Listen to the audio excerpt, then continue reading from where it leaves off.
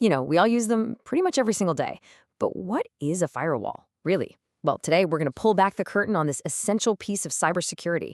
We're going to demystify your digital gatekeeper and really get a handle on the huge role it plays every time you go online. So let's dive right in. First off, let me ask you something. When you're browsing the web, do you ever stop and think, is my digital front door just, wide open? It's a bit of a scary thought, right? But it's something we have to think about because the internet isn't always the friendly neighborhood we'd like it to be. And listen to this quote from Penn State, because the key word here is automated. This isn't about some person in a hoodie specifically trying to guess your password. Nope. This is about constant, relentless, automated programs that are just scanning the internet 24/7, looking for any unprotected system they can find. It's this persistent, invisible threat that's always out there. Okay, so here's our game plan. First, we'll look at the real risks of being unprotected online. Then, we're going to define what a firewall actually is and how it checks all the data zipping to and from your computer. After that, we'll take a quick trip through its history. And finally, we'll bring it all home and talk about the firewalls you personally use every single day. So, let's get real for a second. What are we actually protecting ourselves from? What happens when there's no gatekeeper on duty? Well, if one of those automated attack tools gets through, the fallout can be pretty bad. We're talking about things like your whole system crashing, or even worse, your computer getting hijacked and used to attack other people without you even knowing it. And of course, there's the big one, the theft of your most private info, like your passwords and your credit card details. This is exactly what firewalls are designed to stop. All right, so let's answer the big question. What is a firewall?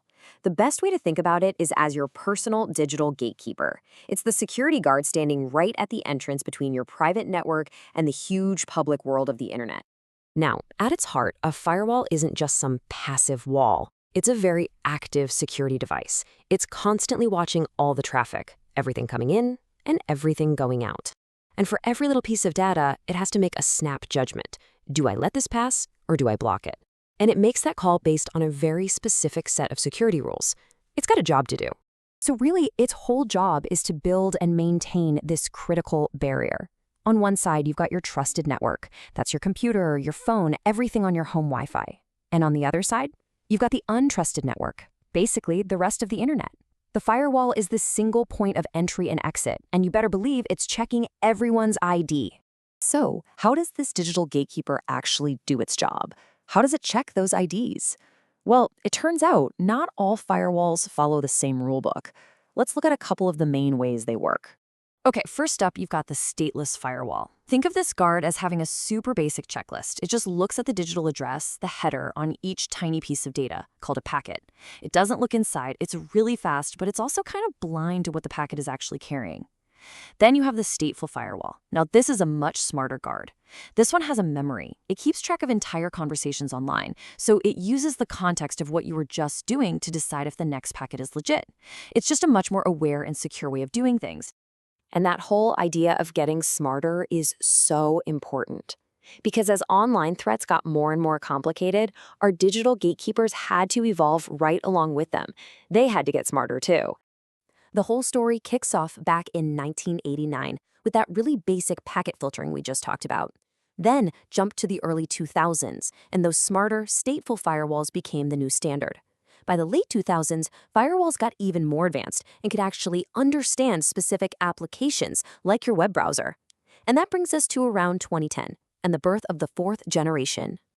And these are the heavy hitters, the absolute elite security experts of the firewall world. They're called next-generation firewalls, or NGFWs for short. Basically, they take all the best features from the previous generations and then add some frankly incredible new abilities to fight off today's most complex cyber attacks. And we really can call them superpowers. They have something called Deep Packet Inspection, or DPI, which is like giving the firewall X-ray vision to look inside the data for anything malicious. They have an intrusion prevention system, or IPS, which doesn't just wait for an attack, it proactively identifies and stops threats as they're happening. They also have that application awareness, plus they can tap into threat intelligence, a live feed of data on the newest threats out there, so they can stay one step ahead. Okay, so for this last part, let's bring all this cool tech right back home. How does this apply to the laptop you're using right now or your home Wi-Fi? Well, it's time for you to meet your own personal digital guards. See, you're probably interacting with two main kinds of firewalls every day. maybe without even realizing it. The first is a network firewall. This one protects all the devices connected to a network. That Wi-Fi router sitting in your living room? Yep, you can bet it has a network firewall built right in. The second kind is a host-based firewall.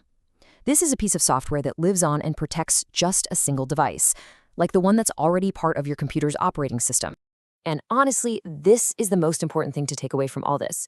Your computer, whether it's a PC running Windows or a Mac, already comes with one of these powerful tools installed. By using the firewall on your router and the one on your computer, you're creating multiple layers of defense. So the single best thing you can do right now is to just make sure that firewall on your computer is actually turned on. Look, at the end of the day, your firewall is your network's first and most critical line of defense.